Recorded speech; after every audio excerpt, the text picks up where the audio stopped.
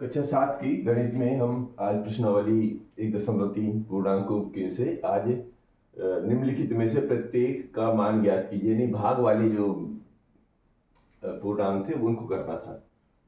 तो शुरू करते हैं। पहला, ऋण 30 में भाग देना है 10 का। ऋण 30 का मतलब हो गया कि में भाग देना है 10 का। इसके लिए क्या अपन लोगों ने भी इसके पहले जो हल किया था, भाग तो अंकों में अंकों का ही देना है, यानी जैसे 30 में 10 का ही भाग देंगे, लेकिन जो ऋण का चिन्ह है उसको लगा दिया जाता है। कैसे? ये जैसे ऋण 30 है तो ये 30 तो ऐसे लिखा और 10 का भाग देना पड़ता है। ठीक है, पहले यहां अगर लिखना है तो लिख दीजिए। अब क्या किया जाता है, एक शून्य से एक शून्य कट गया तो बच गया ये ऋण 3, यानी कि इसका हल करने पर 10 का 30 में भाग देना है। फिर अगर कोई ऋण चिन्ह चाहे इधर लगा हो चाहे इधर लगा हो, उसको ऋण लगा देना, जैसे अगले के सवाल में आएगा। जैसे इसका ये रहा, ठीक है।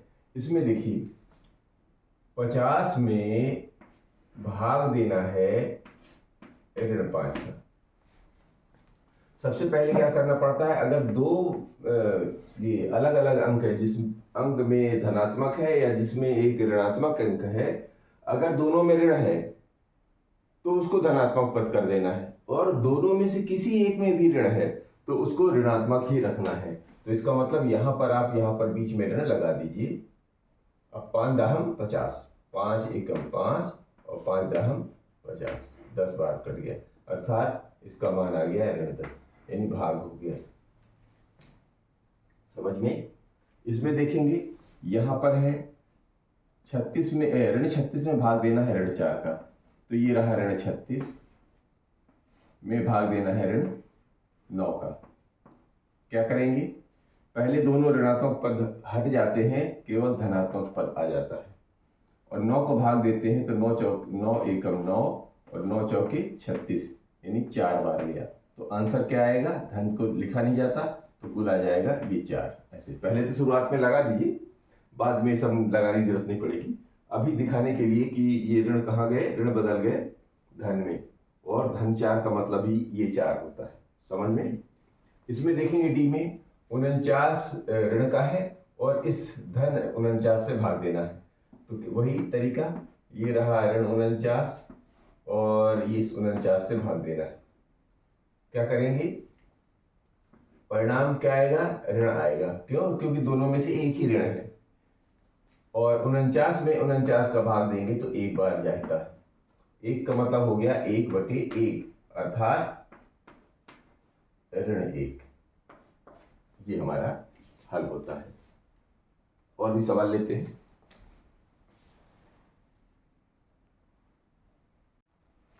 अब इसी का ई है, EFGH, तो इसको लेते हैं पहले ई को। 13 में भाग देना है ऋण 2 और धन 1 का। तो देखिए जब तक ये ब्रैकेट लगा है तब तक आप इसको नहीं छेड़ेंगे। सबसे पहले कोष्टक के भीतर के का जो भी कार्यक्रम है वो हल करना पड़ता है। तो कैसे करेंगे, ये रहा 13 में भाग दीजिए इसका, इसके अंदर हल करेंगे तो ये क्या बन गया, ऋण 2 धन 1, अर्थात ऋण 2 में से 1 घट गया तो बन जाए ये 13 में से ये बन गया ऋण 1। 13 में से भाग देना है ऋण 1 का। अब क्या करना पड़ेगा, ये हो गया 13 में भाग देना है ऋण 1 का, अर्थात दोनों पदों में से कोई भी अगर एक पद, चाहे ऊपर वाला अंश का चाहे हर का, अगर एक ऋणात्मक है तो एक ऋण आ जाएगा, और 1 का 13 में भाग देते हैं तो 13 बार ही जाता है। ये आंसर हो गया। इसको देखेंगे एफ का, वो कह रहे हैं 0 में भाग देना है ऋण 12 का। 0 में किसी भी संख्या का आप भाग देते हैं तो पूरा का पूरा वो जो ऋण जो है चाहे धन हो वो पूरा का पूरा, हालांकि आप एक बार लगाना भी चाहो तो लगा लो, ऋण 0 अर्थात 0। 0 धनात्मक या ऋणात्मक नहीं होता है, क्योंकि किसी भी संख्या में किसी भी 0 में किसी भी पूर्णांक का भाग देंगे किसी भी अंक का तो वो पूरी संख्या 0 हो जाती है। और चूंकि लिखने के लिए एक बार हम लिख सकते हैं, वैसे लिखने की जरूरत भी नहीं होगी। इन दोनों में एक धनात्मक है, ऋणात्मक है, तो वो ऋणात्मक चिन्ह आ जाएगा। चूंकि शून्य ऋणात्मक भी है और शून्य है, और शून्य धनात्मक ऋणात्मक कुछ होता ही नहीं, तो हम उसका परिणाम सीधे सीधे शून्य लिखेंगे। ठीक है, यहां पर देखेंगे ऋण 31 में भाग देना है ऋण 30 और जुड़ा हुआ है धन ऋण 1। तो शुरू करते हैं।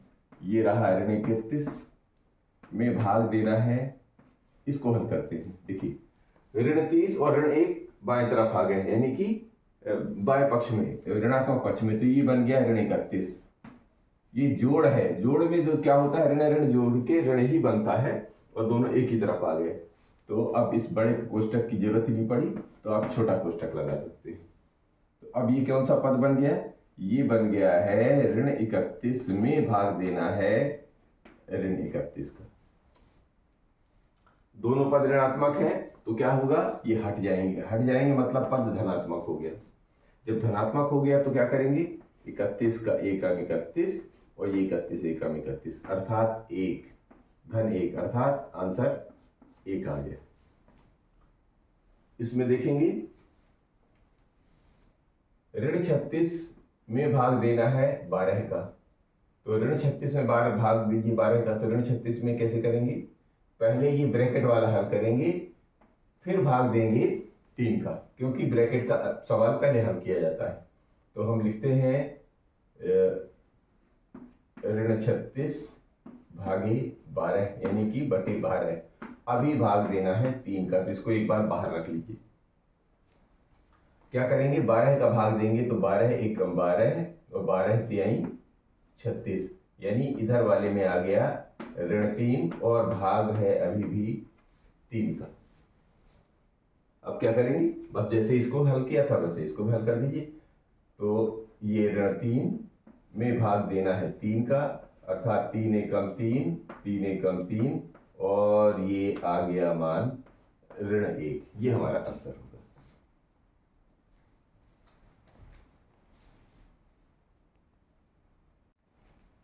इसी का जो ये आई पार्ट है, तो ऋण 6 में 5 जुड़ा है, में भाग देना है ऋण 2 में 1 जुड़ा है इसका। तो शुरू करते हैं, पहले इसको हल करते हैं, क्योंकि दोनों में कोष्टक लगा है तो दोनों को पहले अलग अलग हल करना पड़ेगा। तो ऋण 6 में धन 5, अर्थात 5 में से ऋण 6 कम करेंगे तो क्या बनेगा, ऋण 1। ऐसा, क्योंकि बड़ी संख्या में से छोटी संख्या घटती है और जिसका चिन्ह रहता है वो लिख लिया जाता है, तो इधर बनेगा ऋण 1। भाग का चिन्ह यही बीच वाला, और ऋण 2 में ऋण 1 कम करना है, तो वही 2 में से 1 कम कर दिया तो 1 बचेगा, चिन्ह किसका है, ऋण का। अब ये दोनों हल होने के बाद दोनों 1 बन गए ऋणात्मक में। अब ऋणात्मक का मतलब क्या हो गया, कि ये बन गया ऋण 1 बटे ऋण 1, यानी भाग देना है। ऋण 1 में ऋण 1 का भाग देंगे तो पहले तो दोनों हट के धन बन जाता है, और 1 में 1 का भाग 1 ही होता है, अर्थात आंसर हमारा 1 आएगा। ये हमारा आई प्रश्न हुआ। अब इसी में दूसरा प्रश्न लेते हैं। अब इसी का दूसरा प्रश्न है, ये कह रहे हैं कि ए, बी और सी के निम्नलिखित मानों में से प्रत्येक के लिए ए भाग देना है बी धन सी का, ये बराबर नहीं होगा। इसका ए का पहले बी में भाग देना, फिर धन ए का सी में भाग देने को सत्यापित कीजिए। मतलब बायां पक्ष दाहिने पक्ष के बराबर नहीं होगा, चाहे कुछ भी कर लीजिए। तो करके देखते हैं सही होता है कि नहीं। तो एक सवाल दिया है उन्होंने पहला, कि ए बराबर 12, बी बराबर ऋण 4, सी बराबर 2 को रख के देखिए क्या होता है। तो शुरू करते हैं। लेफ्ट हैंड साइड ये कहलाता है, ये राइट हैंड साइड। तो हम शुरू करेंगे लेफ्ट हैंड साइड या बायां पक्ष जिसको बोलते हैं। लेफ्ट हैंड साइड में क्या करना पड़ेगा, ए में भाग देना है बी धन सी का। ठीक है, अब मान रख देते हैं, मान रख लेते हैं। चलिए, ए में कितना है 12, ए की जगह लिख देना है 12। ये मान पहले से उन्होंने दिए हैं, इसी पर आपको हल करना है। तो अब चूंकि धनात्मक है तो ब्रैकेट नहीं लगेगा। भाग देना है बी, बी की जगह ऋण 4 है तो बड़ा वाला लगा लीजिए। क्यों, क्योंकि तो तुरंत ऋण की संक्रिया नहीं आती है, इसलिए ब्रैकेट लगाते हैं। सी में भाग दे जोड़ना है 2 को, सी में 2 लगा दिया, ठीक है। अब आगे क्या करेंगे, ये 12 में भाग देना है इन दोनों का, तो ऋण 4 में से धन 2 को कम करिए तो बन गया ऋण 2। अब क्या हो गया, ये बन गया 12, इधर बन जाएगा ऋण 2। अब हल करने का क्या तरीका होता है, ये ऋण बीच में रख लिया जाता है, इसका भाग दे दिया जाता है, 2 एकम 2 और 2 छक्के 12 यानी ऋण 6। तो इधर का मान आ गया ऋण 6, ठीक है। ये ऐसा लिख लीजिए ऋण 6, ऋण 6, तो इधर आ गया मान।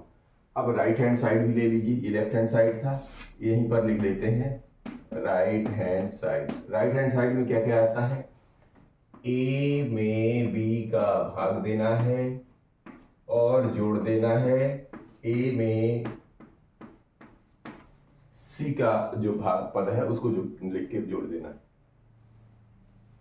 ए में देखेंगे तो 12 है, में भाग देना है ऋण 4 का।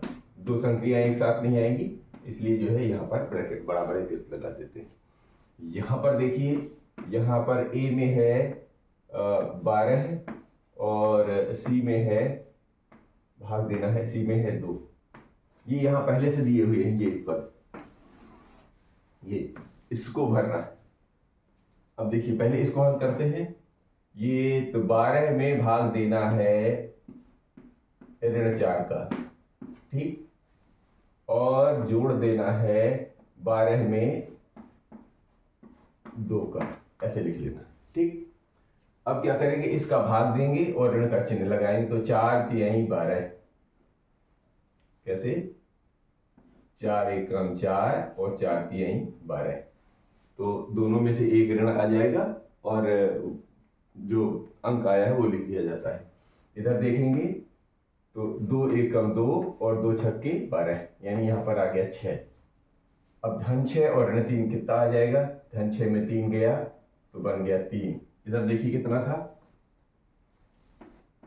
ऋण 6, इधर 3, क्या दोनों बराबर हैं, ऋण 6 बराबर नहीं है 3 के, आ गया ना। इसका मतलब लेफ्ट हैंड साइड बराबर नहीं होगा राइट हैंड साइड के, और ये हो गया हमारा सत्यापित। यही तो कह रहे हैं कि आप बायां पक्ष और दायां पक्ष को हल करेंगे तो दोनों पक्ष के मान बराबर नहीं होंगे।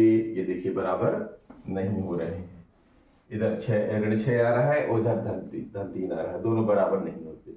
इसी का बी पार्ट भी लेके देखते हैं।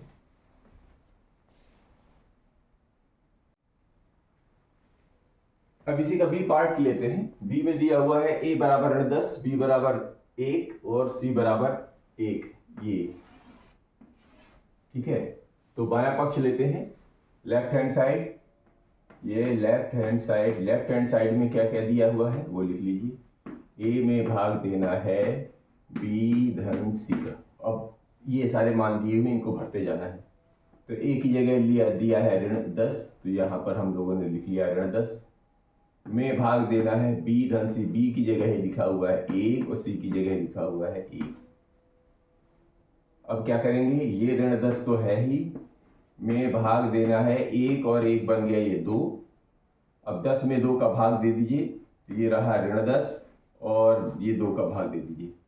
तो 2 एकम 2 और 2 पंचे 10, अर्थात ऋण 5 आ गया। इसका मान कितना आ गया, ऋण 5, ठीक है।